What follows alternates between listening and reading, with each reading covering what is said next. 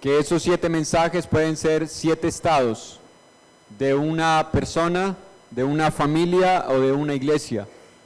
Y deberíamos estar meditando siempre en nosotros si lo que el Señor nos enseña, que se le escribió a estas iglesias hace 2000 años, nosotros podemos identificarnos en cómo estaban las iglesias en esa época y cómo nos encontramos nosotros ahora, 2000 años después, donde se supone que, según la ideología del hombre, todo tiempo futuro será mejor, porque hay avances, hay tecnología, hay mucho conocimiento que se ha descubierto. Entonces el mundo cree que cada vez que avancemos más seremos mejores.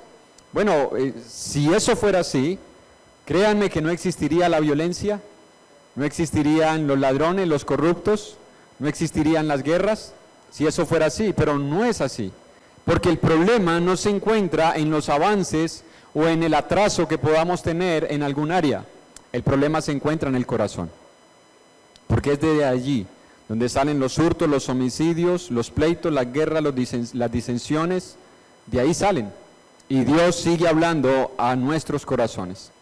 Apocalipsis capítulo 3, versículo 1 y versículo 2, para retomar la idea, dice: escribe al ángel de la iglesia en Sardis, el que tiene los 7 espíritus de Dios y las 7 estrellas, dice esto: yo conozco tus obras, que tienen nombre de que vives y estás muerto.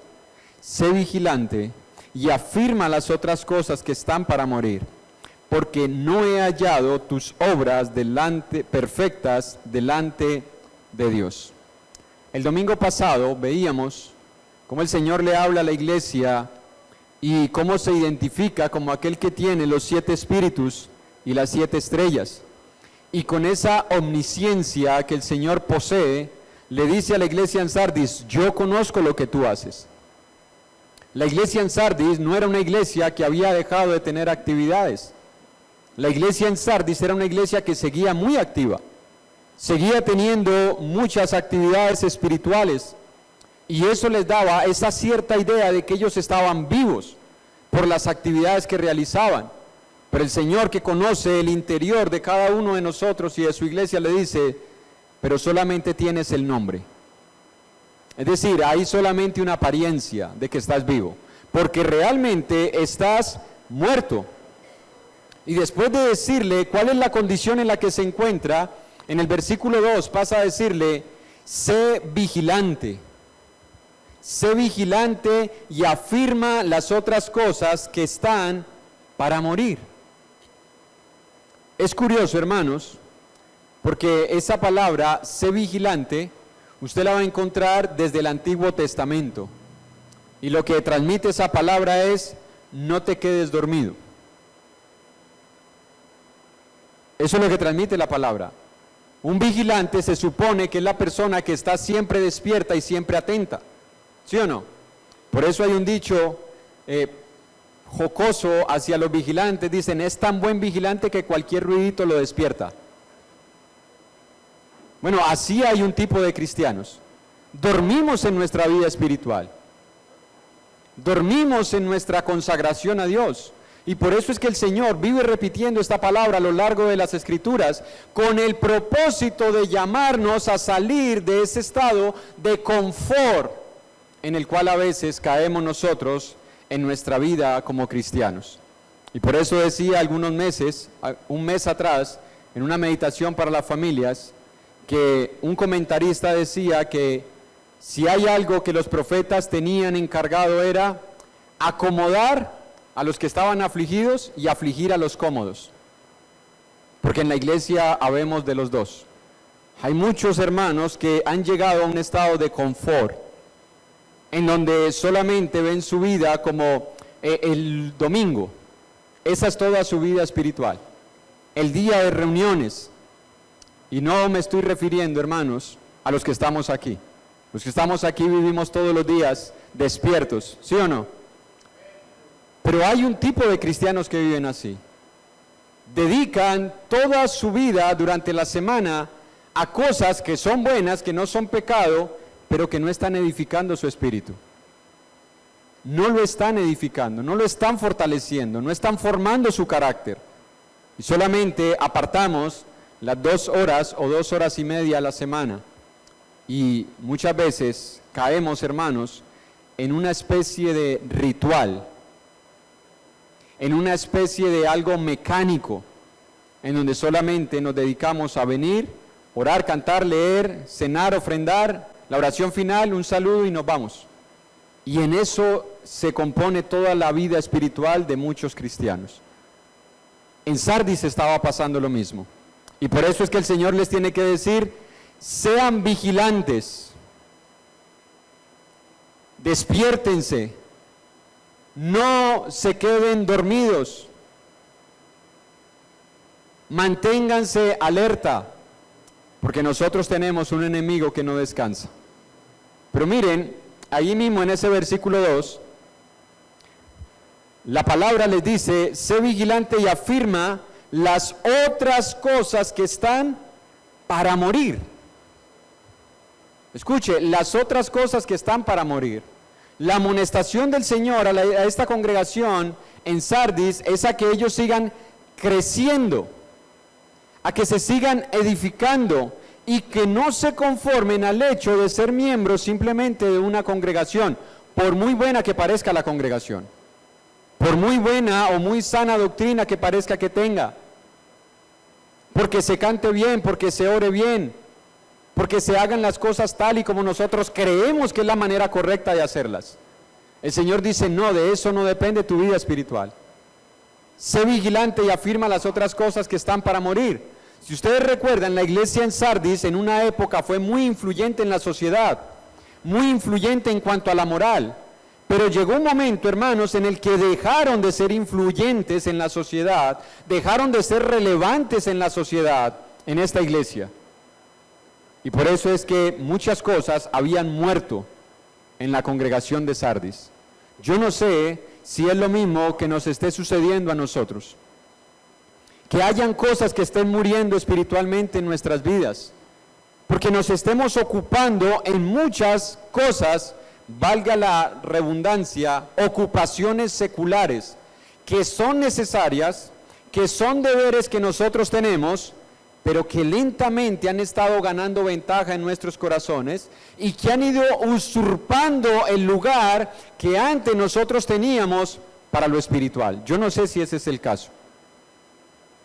Donde nos hemos ido llenando de responsabilidades, de ocupaciones buenas, que no son pecaminosas, pero que en un tiempo esos espacios estaban siendo ocupados por cosas espirituales, por el congregarnos, por el apartar un tiempo para la oración, por el apartar un tiempo para la meditación, por el separar un tiempo para visitar a los hermanos, por el instruir a nuestra familia, y lentamente eso ha empezado a ganar ventaja en nosotros y han empezado a morir en nuestra vida, a tal punto que hoy nosotros le damos mucha más importancia al trabajo, al dinero, al deporte, al descanso, que a la edificación, a la oración, a la instrucción, al congregarnos, al meditar en la palabra, a la alabanza.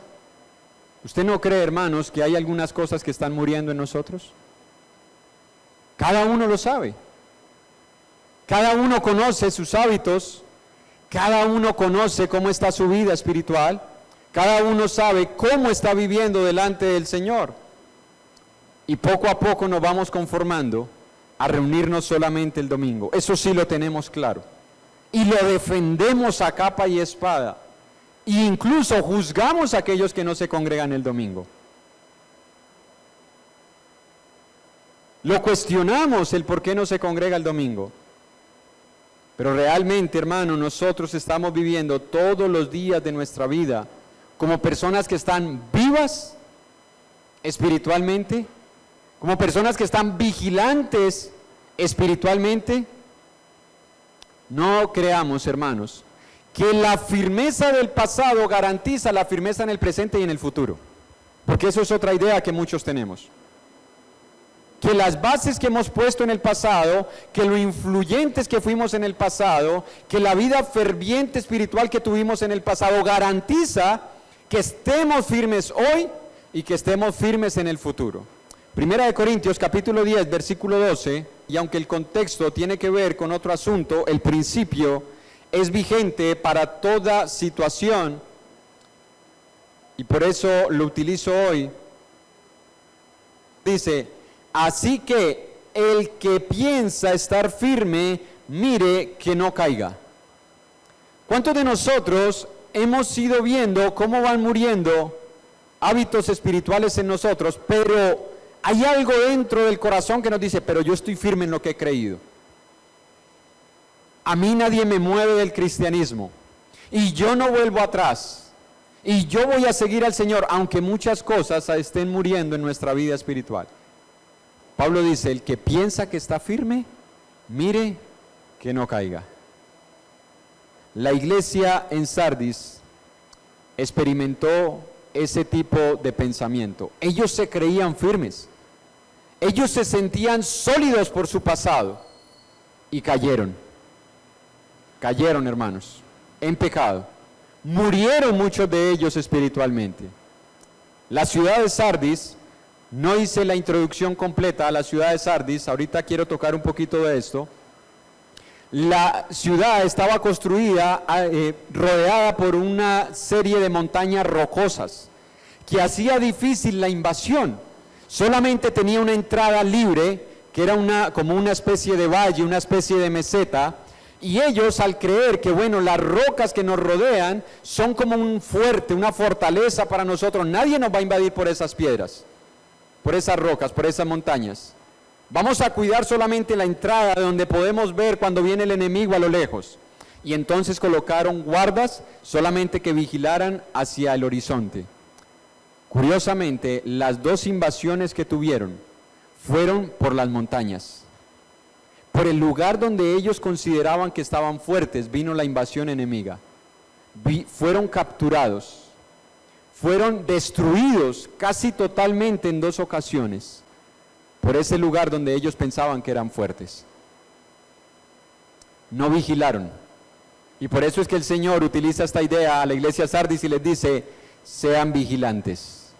Porque puede ser que por esa área donde yo me consideraba fuerte, la he empezado a descuidar y por allí viene el ataque de Satanás.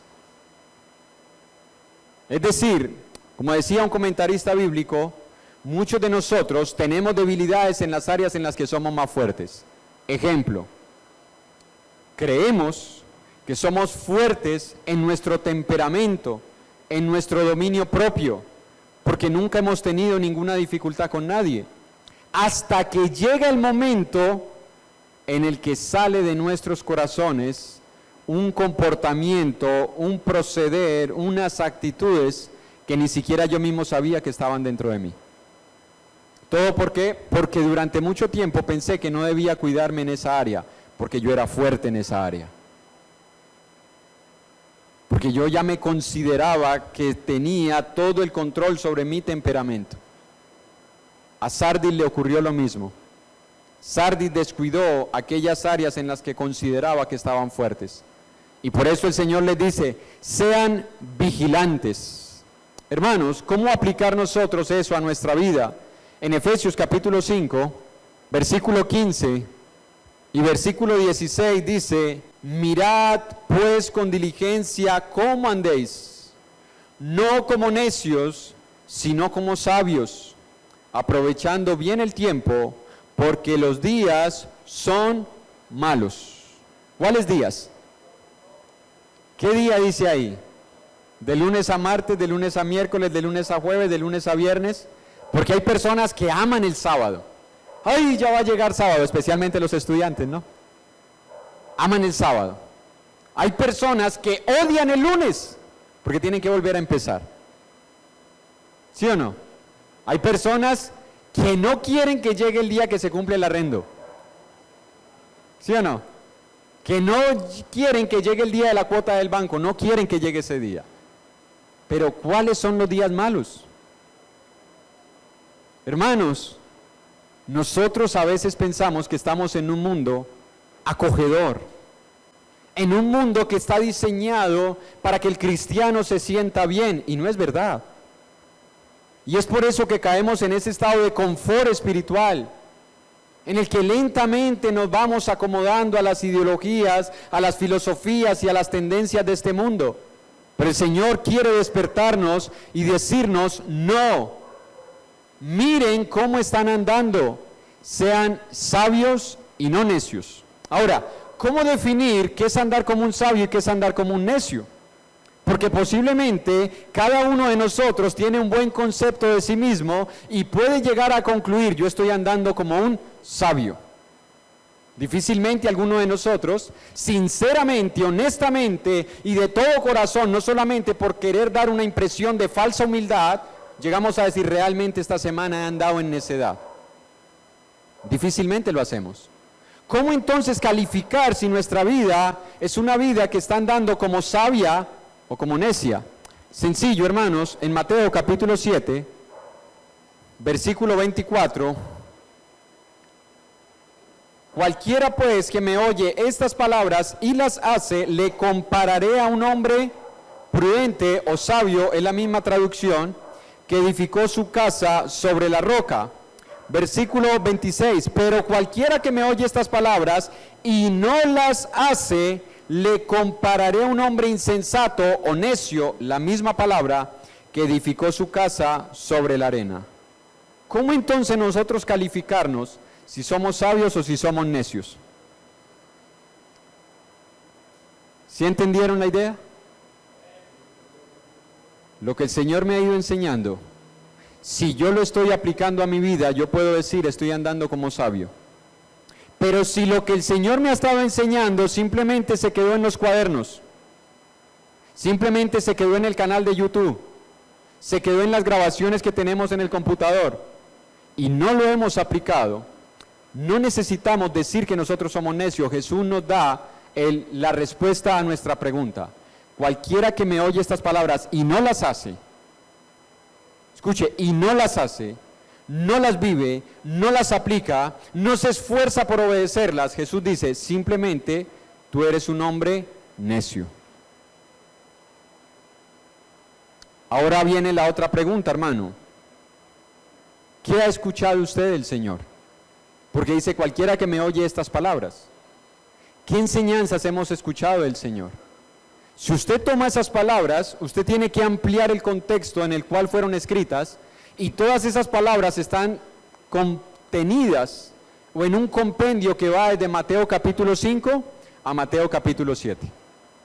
Entonces comienza como bienaventurados los pobres en espíritu, bienaventurados los mansos. Ahí comienza Jesús. Y comienza a enseñarnos y comienza a hablarnos de que el hombre de Dios busca primeramente el reino de Dios y su justicia y lo demás viene por añadidura. ¿Quién enseñó eso? Jesús. Entonces, si yo estoy aplicando ese principio, yo soy sabio. Pero si yo estoy primero buscando las cosas de este mundo y dejo el reino de Dios después, la respuesta cada uno la tiene. Cada uno la tiene. Porque fue Jesús el que lo enseñó. Cualquiera que me oye estas palabras, le compararé a un hombre sabio. La iglesia en Sardis había escuchado muchas, pero muchas enseñanzas de parte de Dios. Y durante algún tiempo las obedecieron. Y creo que es el caso de muchos de nosotros. Que durante algún tiempo, o no sé si todavía, me disculpan, estamos firmes en oír y hacer, oír y hacer, oír y hacer.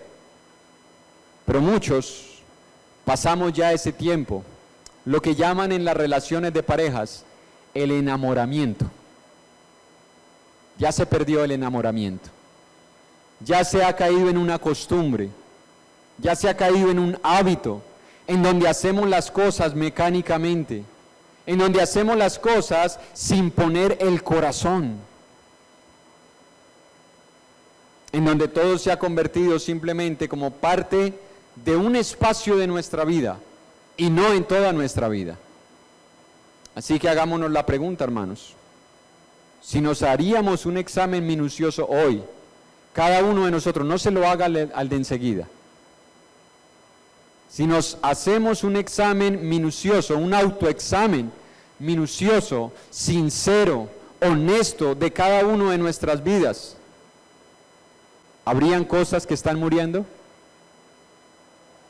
¿Habrían aspectos en los cuales estamos andando como necios? Pasa el Señor a decirles a los hermanos en Sardis y afirma las otras cosas que están para morir. Es curioso porque en el versículo 1 concluye diciéndole: ustedes están muertos, ¿sí o no? Ahora les dice: no, hay algunas cosas que están para morir. Es decir, de que a pesar de que la iglesia estaba muerta, no todos estaban muertos. Y de que a pesar de que en la iglesia habían muchos muertos, no todas las cosas se habían muerto. Y por eso le dice: afirma las otras cosas que están para morir. ¿Qué le está transmitiendo el Señor a la iglesia en Sardis? Que todavía hay esperanza. Escuche, hermanos, todavía hay esperanza. A pesar de que el Señor tenga un concepto sincero, correcto, inequívoco del estado espiritual de una persona, de una familia o de una iglesia, el Señor le dice a estos hermanos y nos dice a nosotros: hay esperanza todavía. Y por eso el llamado es: afirma aquellas cosas que todavía no se han muerto en ti. Entonces viene la otra parte: ¿qué cosas hay en cada uno de nosotros que todavía se mantienen firmes?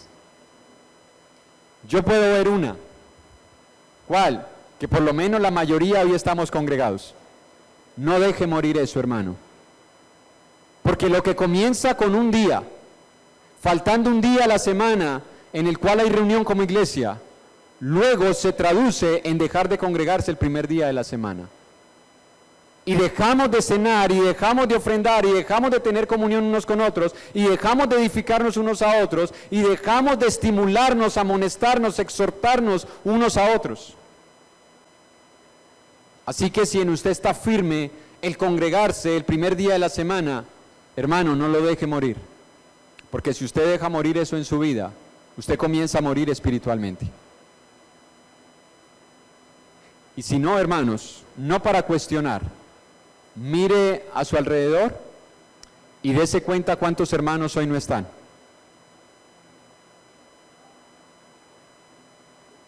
Que en un tiempo usted los veía y hoy no están. ¿Qué ha pasado? Aquellas cosas que estaban para morir no las afirmaron y posiblemente hoy ya estén muertas. Y posiblemente los veamos dentro de 2 o 3 meses, pero no están vivos. Es decir, les ha dado como esos impulsos eléctricos. En una ocasión estábamos con mi esposa acampando en el lago Calima y no habíamos llevado carne. Bueno, asador tampoco, pero queríamos hacer un asado. Así que conseguimos por allá una parrilla de esas de arepas, carbones, y fuimos a comprar la carne. El Señor nos dijo que la res había llegado hace 3 horas. Entonces vimos la pierna ya colgada. Bueno, llevemos pierna que está pulpa, ¿no? Cuando el Señor la extendió, la pierna se movía, se tensionaba. ¿Y ya sé cuánto mataron la vaca? No, desde esta mañana.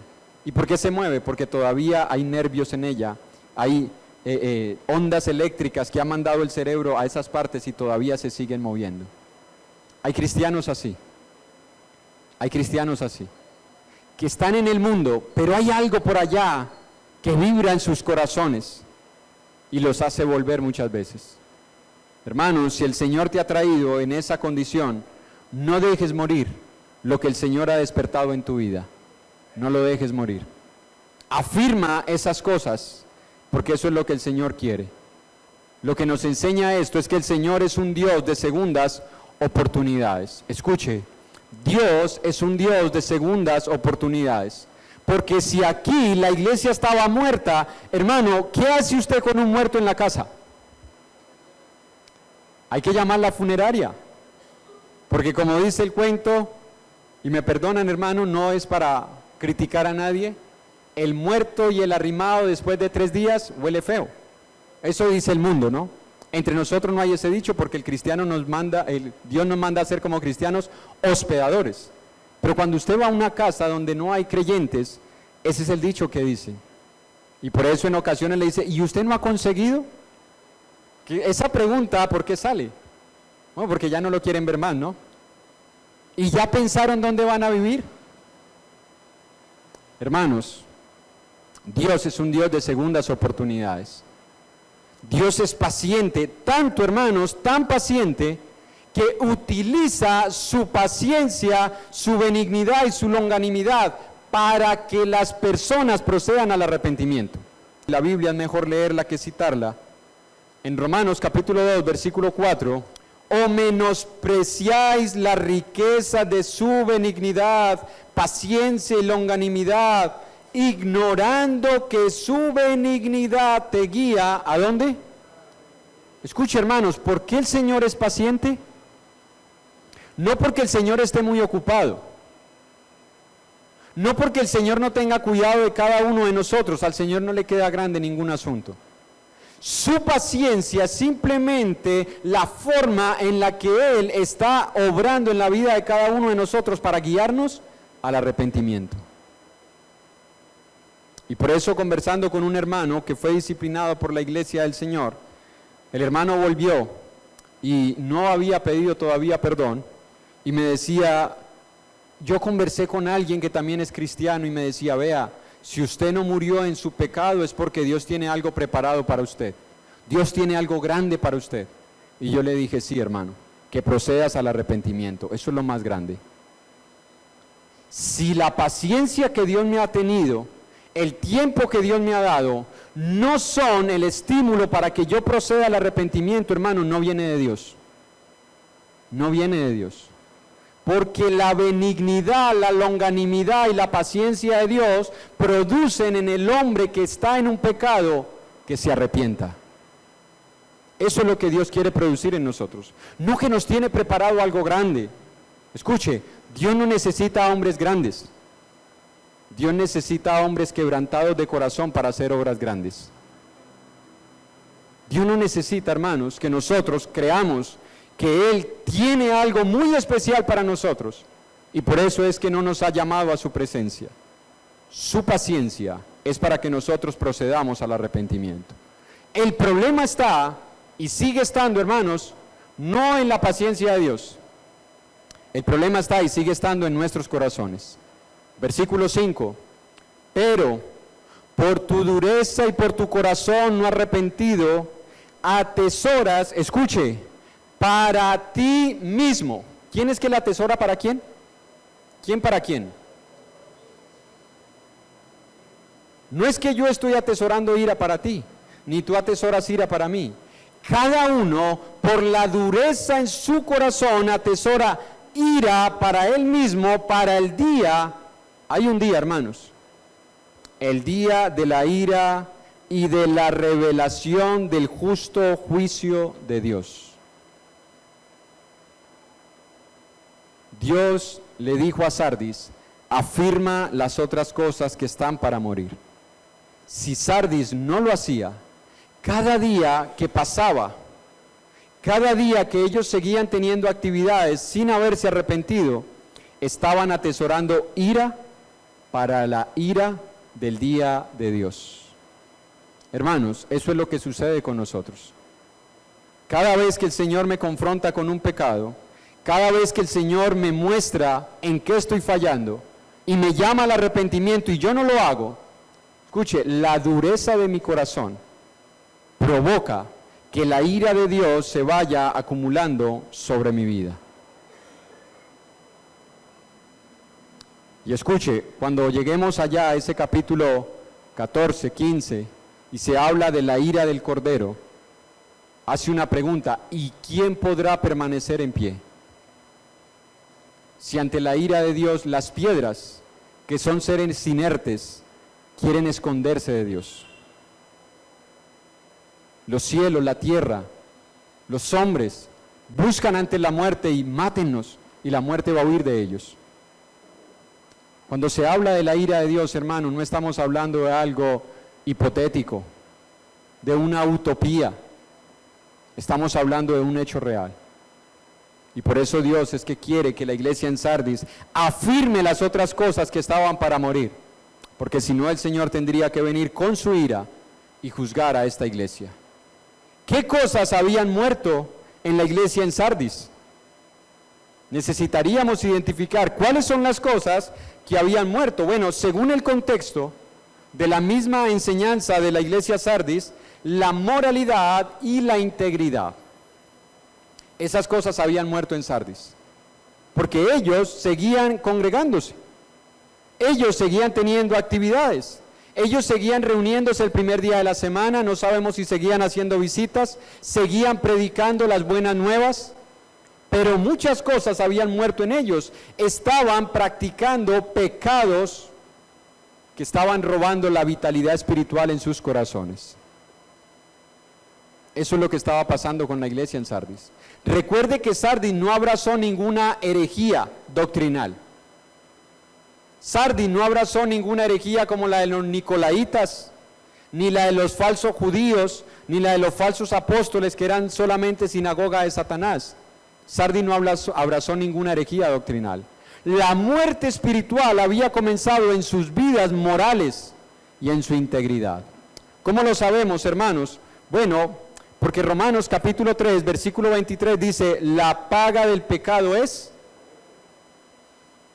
Y en primera de Juan, capítulo 5, versículo 16 y versículo 17, dice, si alguno viere a su hermano cometer pecado que no sea de muerte, pedirá, y Dios le dará vida. Esto es para los que cometen pecado que no sea de muerte. Hay pecado de muerte por el cual yo no digo que se pida. Toda injusticia es pecado, pero hay pecado de muerte. Escuche, hay pecados que roban la vitalidad espiritual en nosotros. ¿Qué estaba pasando con Sardis? Que muchos pecados que ellos estaban tolerando dentro de la iglesia estaban robando la espiritualidad, la vitalidad. Y aunque parecía ante el mundo que seguían siendo una iglesia muy consagrada, muy santa, muy llena de actividades, el Señor les dice, ustedes están muertos. Ustedes están muertos. Y por eso es que el Señor, sabiendo que en toda iglesia hay hermanos que se mantienen firmes en su vida delante de Dios, en temor delante de Dios, a ellos el Señor les dice, afirmen las otras cosas que están para morir. Debemos hacernos otra pregunta, hermanos. ¿Esto que pasó en la iglesia en Sardis pasó de la noche a la mañana? Es decir, ¿fue un infarto fulminante, como sucede a muchas personas? Que usted habló con ellas, conversó con ellas, dialogó con ellas, se fue un minuto a la cocina y cuando volvió lo encontró muerto. ¿Qué había pasado en la iglesia en Sardis? Ellos comenzaron a ceder lentamente ante la cultura, ante las filosofías, ante las ideologías paganas. Ya no se sometían por completo a los mandamientos de Dios. Habían empezado a abrazar conceptos del mundo, formas de vivir, formas de actuar. Ya no veían tan grave el pecado. Posiblemente ya no veían tan grave la idolatría. Ya no veían tan grave las relaciones ilícitas. Ya no veían tan grave el estar participando de algunas reuniones donde abiertamente habían pecados. Ya no lo veían tan grave. Lentamente comenzaron a ceder principios espirituales que antes mantenían firmes. ¿Sabe bajo qué excusa? Bajo una excusa que yo no sé si usted la ha escuchado, yo la he escuchado muchas veces. Cuando un hermano es llamado al arrepentimiento por un pecado, en ocasiones sale esta frase, ¿y será que usted no tiene pecados? Buena excusa, eso desarma a cualquiera. Pero escúchame, aunque desarmemos a cualquiera, no quita mi culpa. Así que no soluciona el problema. El que yo sea confrontado por un pecado y le restriegue al otro los pecados que él tiene, no quita mi problema. Lo que quita mi problema es que él se arrepiente y yo me arrepienta. Si no, seguimos iguales los dos. Sardis había caído en ese estado, en donde, bueno, pero hay hermanos que pecan de una forma, hay hermanos que pecan de otra. Bueno, ¿por qué entonces nosotros ser tan quisquillosos? ¿Por qué ser tan meticulosos con estar observando la vida de cada uno de ellos? Sigamos viviendo así. Igual, la gente todavía tiene una buena impresión de nosotros como iglesia aquí. Pero el Señor, que conocía sus corazones, les dice, no, ustedes están muertos. Y hay otra razón por la cual muchos de nosotros comenzamos a ceder ante el mundo y sus ofrecimientos pecaminosos. ¿Sabe sobre cuál? Bueno, es que necesitamos acercarnos un poco al mundo, porque si no, ¿cómo podemos ganar al mundo? Tenemos de alguna forma que identificarnos y nos volvemos teólogos. Y entonces sacamos por allá, 2 de Corintios, a los judíos me dice como judío, a los gentiles como gentiles, a los que no tienen ley como los que no tienen ley. Entonces cogemos esos pasajes para decir, yo tengo que estar aún con personas que están en pecado y participar de lo que ellos hacen, porque de esa forma yo puedo estar más cerca de ellos y puedo ganarlos. Yo tengo que identificarme como ellos, para ellos, como alguien que todavía sigo siendo como ellos, para que no se sientan tan diferentes. La pregunta es, si yo me parezco a ellos, ¿para qué los invito a entrar al reino si los dos estamos iguales? Es decir, ¿para qué yo le digo a las personas que no se vayan a sentir diferentes conmigo, que yo soy igual a ellos? Entonces, ¿para qué los invito a entrar al reino de los cielos? Eso estaba pasando en Sardis. Muchas personas posiblemente se estaban añadiendo a la iglesia del Señor y estaban encontrándose con una iglesia con muchas actividades, pero muerta espiritualmente. Con muchas actividades, pero sin integridad, sin moralidad y participando en muchas ocasiones en idolatría, en paganismo, en cultura, que no estoy condenando nada, simplemente que hay ocasiones, lugares y eventos a los cuales un cristiano no debería asistir.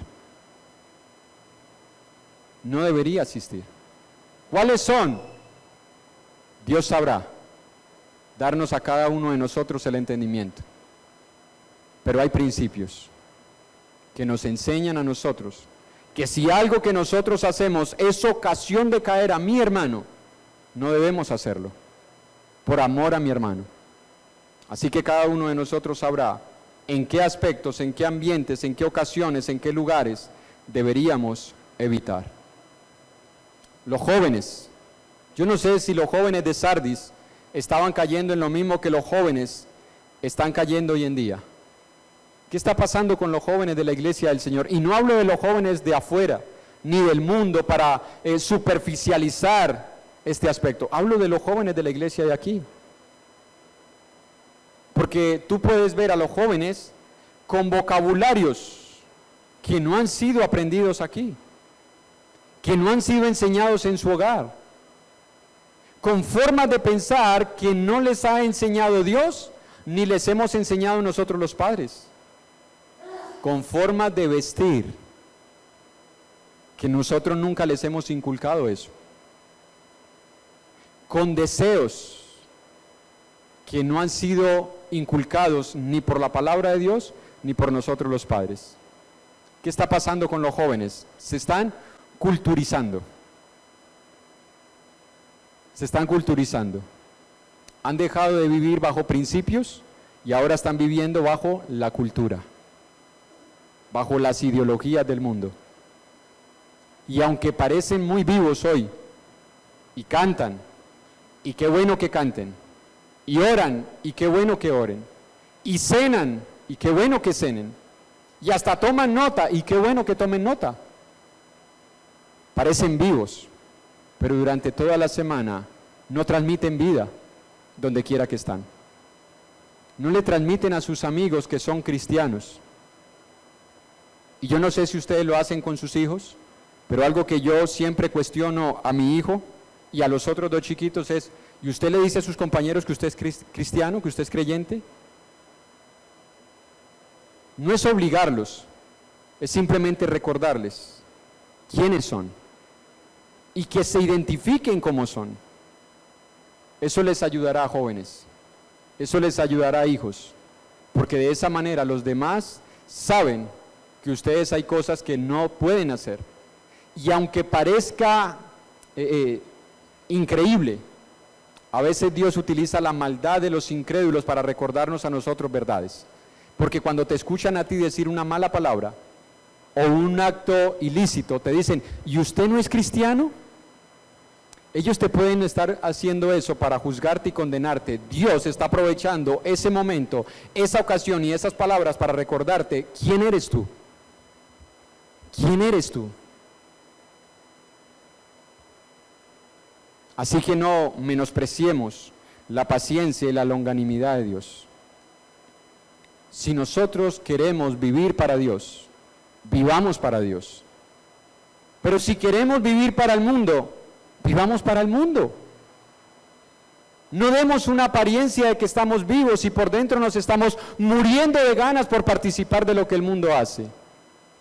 En una ocasión, un joven, en una conferencia de jóvenes, se acercó al hermano que estaba predicando y le dijo: hermano, la verdad, llevo 7 años como cristiano, conocí el evangelio a través de mis padres, ellos son cristianos hace 30 años, yo tengo 27, hace 7 años soy cristiano, y la verdad, yo no sé si mi conversión es genuina o no, yo no sé si realmente yo soy salvo o no, yo no sé si realmente yo sea creyente o no, no sé si tenga el Espíritu o no. Entonces el hermano le dijo: pues la verdad no tengo más que decirte sino, ¿tú conoces esta ciudad? Sí. ¿Conoces dónde hay bares? Sí. ¿Conoces dónde hay muchachas malas que hacen cosas buenas? Sí.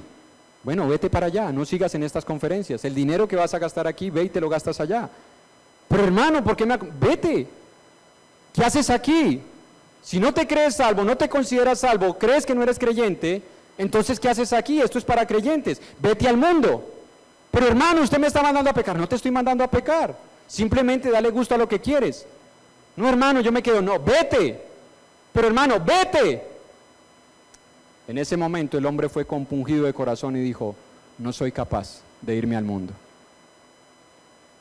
Cuando el mundo nos esté ofreciendo algo y nosotros no seamos capaces de pecar contra Dios, esta es la evidencia de que realmente somos cristianos.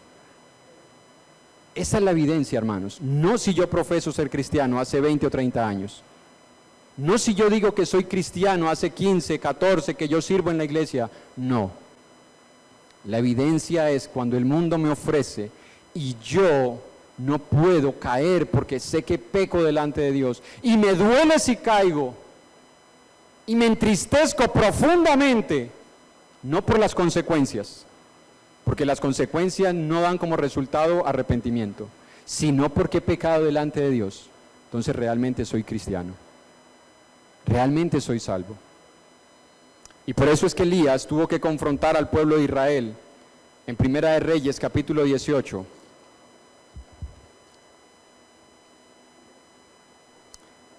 Versículo 21, y acercándose Elías a todo el pueblo dijo: ¿hasta cuándo claudicaréis vosotros entre dos pensamientos? Si Jehová es Dios, síganle, y si Baal, vayan en pos de él. Y el pueblo no respondió palabra. Lamentable, trágica, miserable la vida de un cristiano que quiere disfrutar el mundo, pero también quiere ser cristiano. Eso es lamentable, porque vive entre dos pensamientos, se abate entre dos sentimientos, vive en dos caminos y quiere disfrutar del mundo, pero por los principios o por los preceptos religiosos que tiene, no se va al mundo, pero tampoco disfruta el cristianismo. Le es pesado, le es una carga, no se siente a gusto, no siente que realmente esto es lo que él debe hacer en toda su vida: seguir a Cristo, obedecer a Cristo. No disfruta el mundo y no disfruta el cristianismo. Eso es una vida miserable. Eso es miserable, hermanos. No se vive, no se goza la vida cristiana. Y por eso es que el Señor tuvo que llamar a Sardis al arrepentimiento. Es lamentable vivir así. Es triste, hermanos, vivir así, porque ni se entregan al mundo, ni se entregan a Dios. Esa etapa neutral, yo no sé cuántos de nosotros la hemos pasado, yo la pasé, en el cual me abatía entre dos pensamientos, entre dos sentimientos. Ni me entregaba al mundo, ni me entregaba por completo a Dios. Y era trágico, porque quería estar con mis amigos, pero sabía que ellos me iban a cuestionar. Porque ya no eres cristiano y no viniste a predicar, no nos trajiste folletos del evangelismo, pero tampoco disfrutaba mucho el estar reunido. Yo no sé si usted la ha pasado, si usted la está pasando o si la va a llegar a pasar en una etapa de su vida.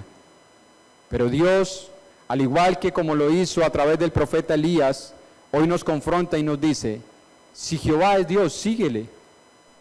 Pero si tú crees que es mejor seguir al mundo, pues sigue el mundo abiertamente, no encubiertamente, no hipócritamente, no dando la apariencia de que estás vivo. Sigue al mundo, porque igual Dios conoce los corazones y las apariencias tampoco nos van a justificar delante de Dios. Los prejuicios religiosos que tenemos, por los cuales en ocasiones no caemos, no son convicciones, son prejuicios solamente. Y el cristiano no vive bajo prejuicios, el cristiano tiene que vivir bajo principios. Y por eso es que Josué, en el libro de Josué 24:15, también nuevamente confronta al pueblo y dice, yo no sé lo que ustedes van a hacer, pero yo y mi casa vamos a servir a Dios. Son decisiones que debemos tomar en ocasiones delante del Señor, con nuestra familia, y decir, yo no sé qué van a hacer los demás, no sé si las demás familias seguirán o no al Señor, pero nosotros como familia debemos tomar la decisión de seguir al Señor. Y si hay cosas que están para morir en nosotros, debemos mirar cuáles son, porque todavía hay esperanza. ¿Usted ha visto que después de los terremotos hay algunas viviendas que se caen? ¿Sí o no? Y quedan destruidas. Pero hay otras que no caen. ¿Por qué? Porque tenían estructuras sólidas y solamente se agrietan unas paredes. Pero la base estructural se mantiene firme. ¿Qué hay que hacer con esa casa? ¿Terminar de tumbarla toda? No. Arreglar las cosas que están para caerse. Eso quiere Dios que hagamos nosotros hoy. Miremos en nuestra vida, miremos en nuestro hogar, qué cosas cayeron, pero cuántas se quedaron firmes. Y sobre esas que están firmes, nuevamente levantemos las fortalezas de nuestra familia, las fortalezas de la iglesia del Señor. Sardis había muerto, porque el Señor lo dijo, no lo digo yo. Así que no vayan a pensar que me estoy contradiciendo en la meditación. Ahí aparece, ustedes están muertos. Luego les dice, pero hay algunas cosas que están para morir. Porque el Señor puede utilizar esas dos ideas sin contradecirse teológicamente. Hay una sola razón. Está en Deuteronomio capítulo 32, versículo 39. Y no solamente allí, voy a utilizar solamente ese pasaje, pero si usted busca, hay 18 pasajes o 19 pasajes que transmiten la misma idea. Y ahorita vamos a leer otro en Ezequiel capítulo 37. Deuteronomio 32, 39 dice, ved ahora que yo soy, y no hay dioses conmigo. Yo hago morir y yo hago vivir, yo hiero y yo sano. Escuche, ¿por qué el Señor le podía decir a la iglesia de Sardis que estaba muerta, pero que habían cosas que estaban para morir? Porque el Señor es el único que tiene el poder de hacer morir y de volver a dar vida. Y Él no se contradice. Diferente sería que usted sea un médico y usted le diga a la familia, mire, la verdad, su papá, su mamá, su hijo se murió, pero llévelo a la casa y dele doles a ver si pasa algo. Habría una contradicción, ¿no? Bueno, este señor está loco, me dice que está muerto, pero le doy $1. ¿Para qué le doy $1 si está muerto? Bueno, Dios no se puede contradecir. La razón por la cual Él dice, hay cosas que están para morir, es porque Él puede hacer morir. Y Él mismo, nadie más, ni siquiera yo mismo, que eso fue lo que no entendió Nicodemo. ¿Puede acaso un hombre viejo entrar en el vientre de su madre y nacer de nuevo? Pregunta, ¿es que la primera vez que nosotros nacimos siendo bebés, eso fue lo que hicimos? ¿Nos metimos nosotros mismos en el vientre de nuestra madre? No. Nadie tuvo nada que ver en su nacimiento material, nadie tuvo nada que ver en su nacimiento espiritual. Todo es obra de Dios. Y por eso la palabra dice, Él de su poder nos hizo renacer. Él, no nosotros. No nosotros. Por eso el Señor puede matar y puede dar vida. Y por eso llama a la iglesia en Sardis, afirmen las cosas que están para morir, aunque muchas ya están muertas. Y en Ezequiel capítulo 37, La mano de Jehová vino sobre mí y me llevó en el espíritu de Jehová y me puso en medio de un valle que estaba lleno de huesos y me hizo pasar cerca de ellos por todo en derredor. Y he aquí que eran muchísimos sobre la faz del campo y por cierto secos en gran manera. Y me dijo, hijo de hombre, ¿vivirán estos huesos?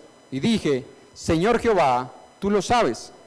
Me dijo entonces, profetiza sobre estos huesos y diles, huesos secos, oíd palabra de Jehová. Así ha dicho Jehová el Señor a estos huesos, he aquí yo hago entrar espíritu en vosotros y viviréis, y pondré tendones sobre vosotros y haré subir sobre vosotros carne y os cubriré de piel. Y pondré en vosotros espíritu y viviréis y sabréis que yo soy Jehová. Profeticé pues como me fue mandado, y hubo un ruido mientras yo profetizaba, y he aquí un temblor, y los huesos se juntaron cada uno con su hueso, y miré, y he aquí tendones sobre ellos, y la carne subió, y la piel cubrió por encima de ellos, pero no había espíritu en ellos.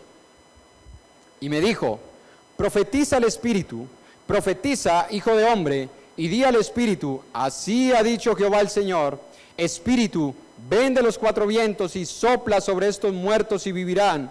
Y profeticé como me había mandado, y entró espíritu en ellos, y vivieron, y estuvieron sobre sus pies un ejército grande en extremo. ¿Por qué el Señor le puede decir a Sardis que a pesar de que está muerto, habían cosas que necesitaban mantener firmes para que no terminaran de morir? Porque Él y solo Él tiene el poder, hermanos, de hacer vivir aquellas cosas que están para morir en nosotros. Aunque estén secas, aunque hayan muerto, Él tiene el poder, hermanos.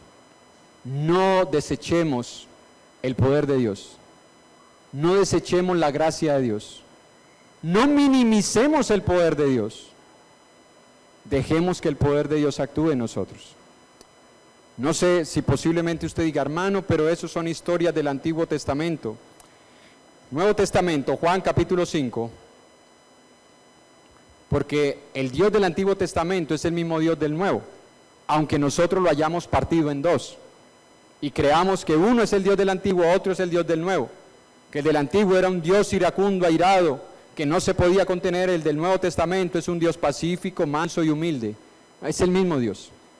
En Juan capítulo 5, versículo 21 al 26 dice la palabra de Dios, porque como el Padre levanta a los muertos y les da vida, así también el Hijo a los que quiere da vida, porque el Padre a nadie juzga, sino que todo el juicio dio al Hijo, para que todos honren al Hijo como honran al Padre. El que no honra al Hijo no honra al Padre que le envió. De cierto os digo, el que oye mi palabra y cree al que me envió, tiene vida eterna, y no vendrá a condenación, mas ha pasado de muerte a vida. De cierto os digo, viene la hora y ahora es, cuando los muertos oirán la voz del Hijo de Dios, y los que la oyeren vivirán. Porque como el Padre tiene vida en sí mismo, así también ha dado al Hijo el tener vida en sí mismo. El Dios del Antiguo Testamento no es diferente al Dios del Nuevo Testamento. El Dios que le daba vida a esos huesos secos en el valle de los huesos, es el mismo Dios que le da vida a muchos creyentes que están muriendo, a muchas personas que están muertas espiritualmente y que cuando escuchan el Evangelio vuelven a la vida. La pregunta que debemos hacernos para terminar, ¿qué cosas están muriendo en cada uno de nosotros? Meditémoslo, hermanos.